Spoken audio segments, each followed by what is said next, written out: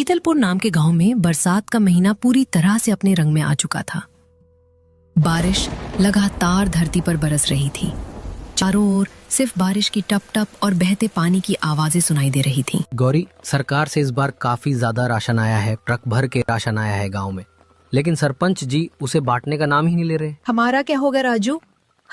बच्चा भी भूखा है और अब तो जलावन भी नहीं बचा। कब तक ऐसे जिएंगे हम? नहीं गौरी, अब और नहीं। बारिश जरा भी हल्की हुई ना तो मैं खुद जाऊंगा सरपंच के घर, पूछूंगा कि आखिर क्यों नहीं बांट रहे राशन। ये हमारा हक है। हाँ राजू, बात करो, नहीं तो हम ऐसे ही भूखे ही मर जाएंगे। किसी को हमारी परवाह नहीं। मुखिया लाल सिंह बैठा हुआ आग के पास अपना नौकर से बात कर रहा होता है। अरे सरपंच जी, इस बार तो बारिश जैसे रुकने का नाम ही नहीं ले रही। कब से झमाझम बरस रही है। तो होने दो बारिश, हमें क्या चिंता। हमारे घर में तो राशन भरा पड़ा है, इतना भरा है कि अगले 3 महीने भी निकल जाएं तो कोई फर्क नहीं पड़ेगा। वो तो है सरपंच जी, सरकार से जो राशन आया था वो तो पहाड़ जैसा ढेर था, मगर आपने तो आधा भी नहीं बांटा गांव वालों को। बाकी सब गोदाम में ही पड़ा है और कुछ तो आपने बेच भी दिया ना।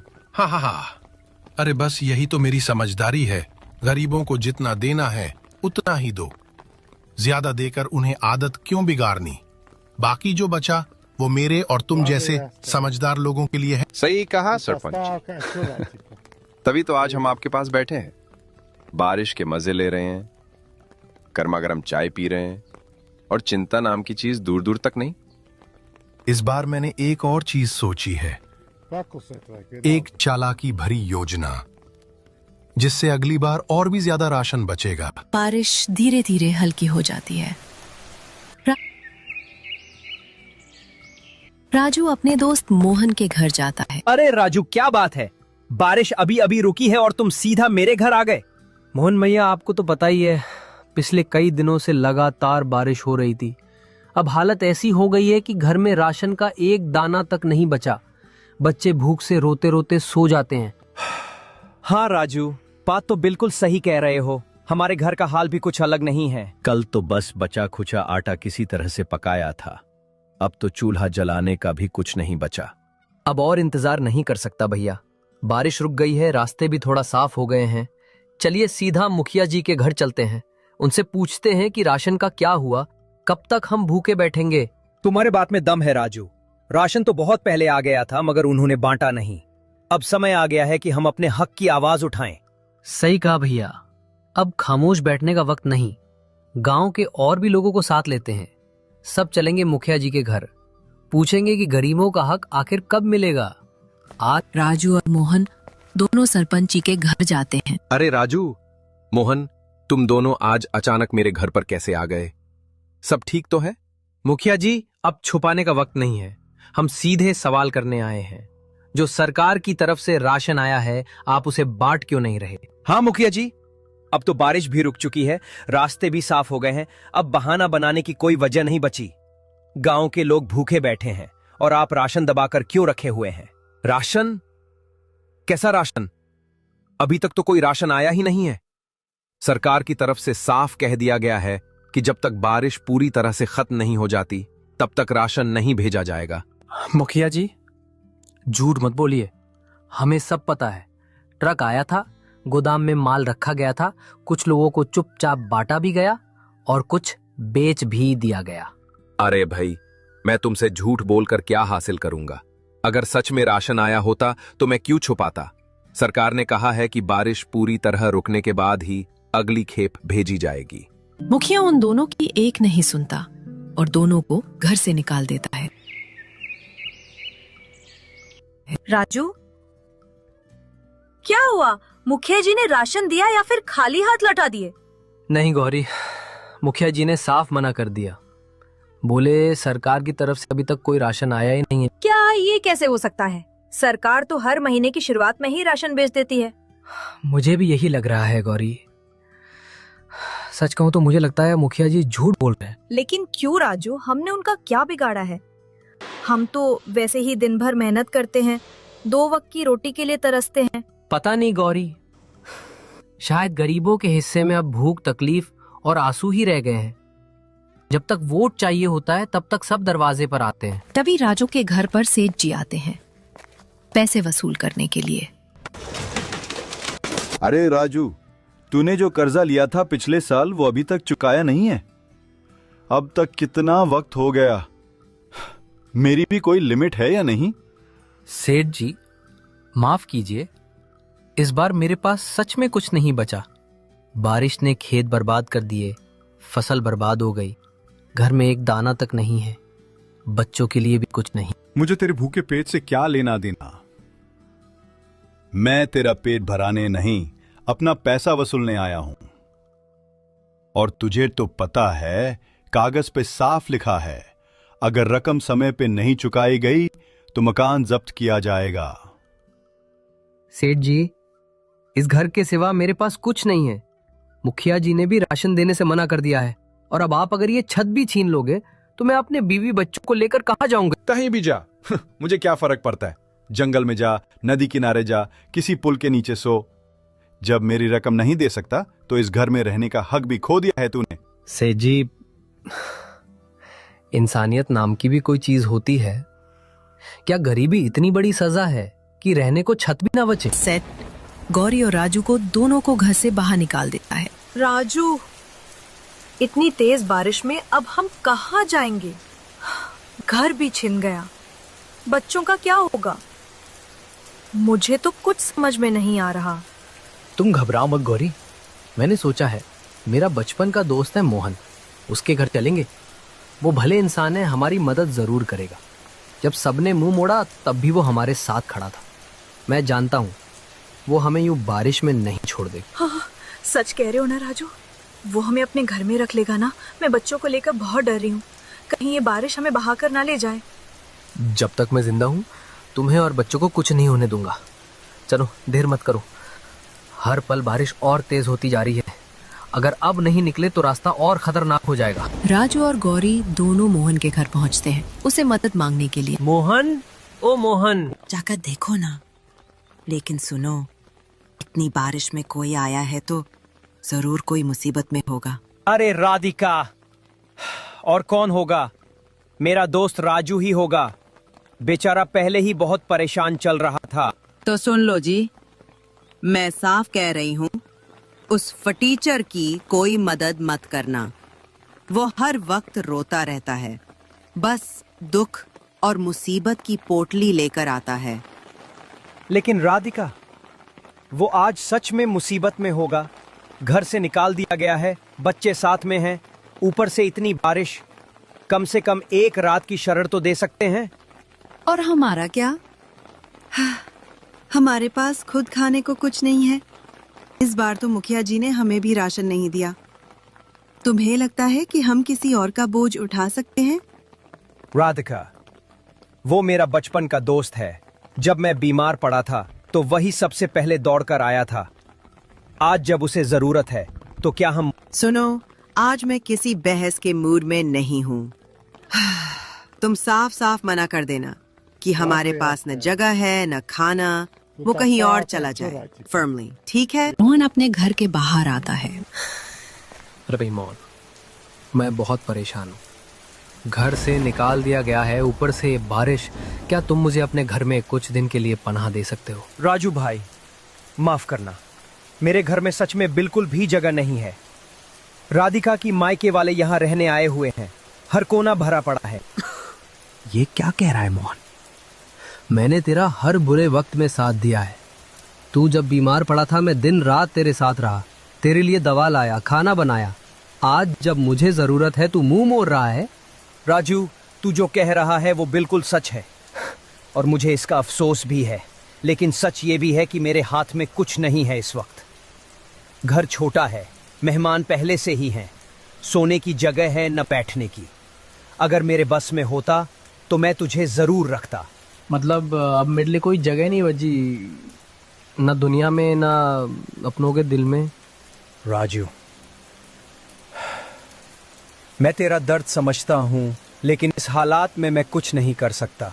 बारिश तेज होती जा रही है, तू कहीं और कोशिश कर, शायद कोई और मदद कर दे। इतना बोलकर मोहन अपने घर चला जाता है और राजू जंगल की ओर आ जाता है। जंगल में जाते ही राजू को कुछ समझ नहीं आता। बारिश तेज होती रहती है। है ऊपर वाला, अब तो तू ही कुछ मदद कर सकता है। बारिश तेज होती जा रही है और मेरे बच्चे बीमार होकर मर जाएंगे, तू ही हमारी कुछ मदद कर। तभी उसे पेड़ में से एक आवाज आती है। राजू सोनू, हैरान मत हो, मैं कोई साधारण पेड़ नहीं हूँ, मैं एक इच्छाधारी पेड़ हूँ। मुझे वरदान प्राप्त है कि मैं सोच सकता हूँ, बोल सकता हूँ और जरूरतमंदों की मदद कर सकता हूँ। इच्छाधारी पेड़? ऐसा मैंने केवल कहानियों में सुना था, मगर आप सच में बोल रहे हैं?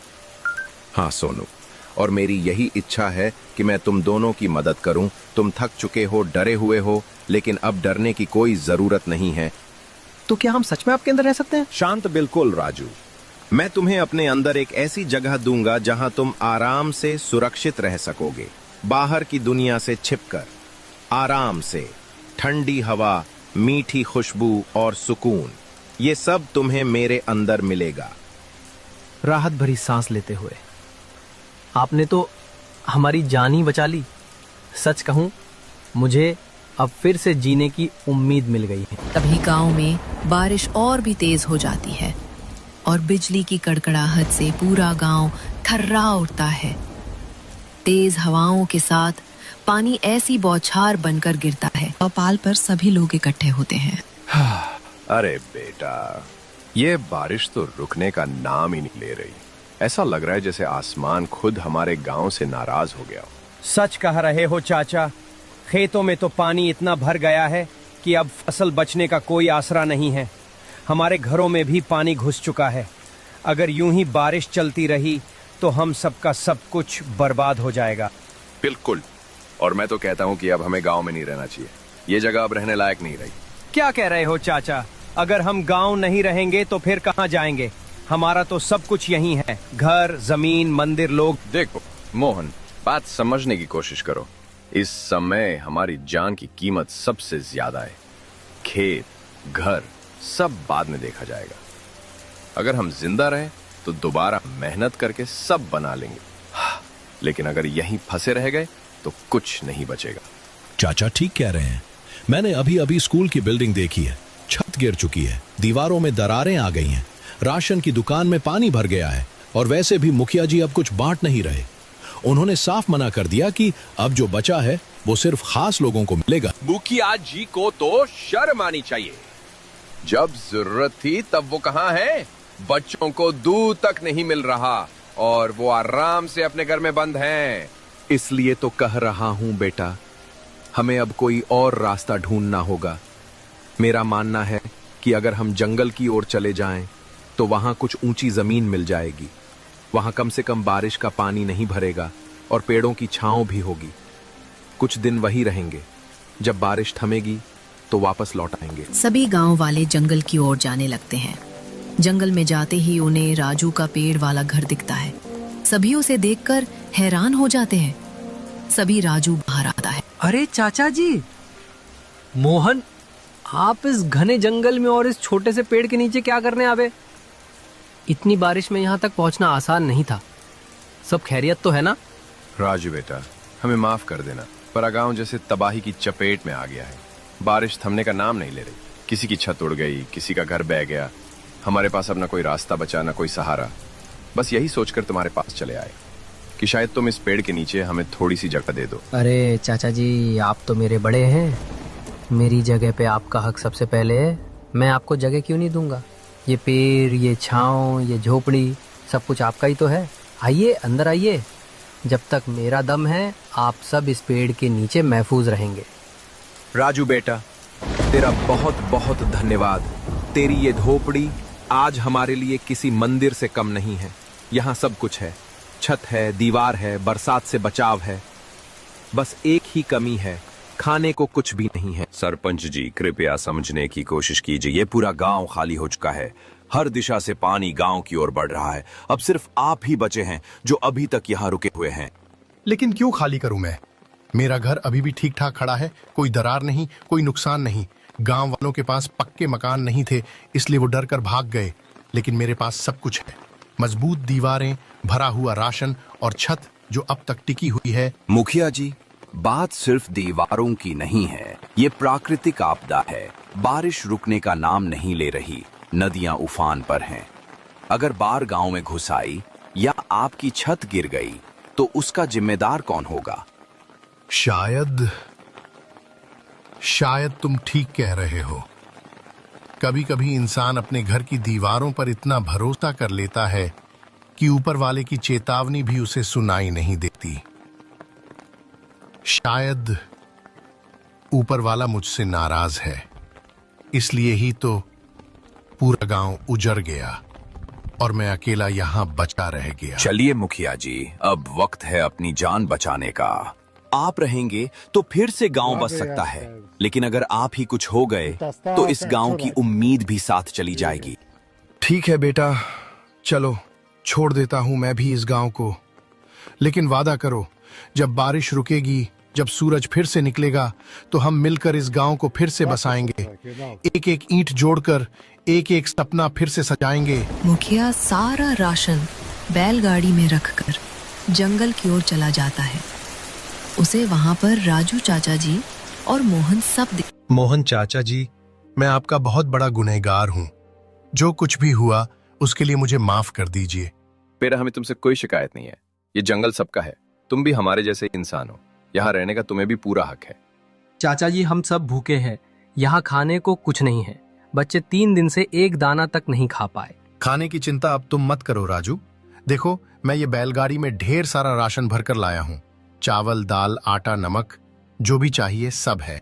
इतना सारा राशन, लेकिन कैसे? सरकार से राशन आया था, लेकिन मैं तुमसे वो बात छुपा गया। मुझे डर था कि तुम वापस आ जाओगे तो सब बदल जाएगा, लेकिन अब मुझे अपनी गलती का एहसास हो गया है।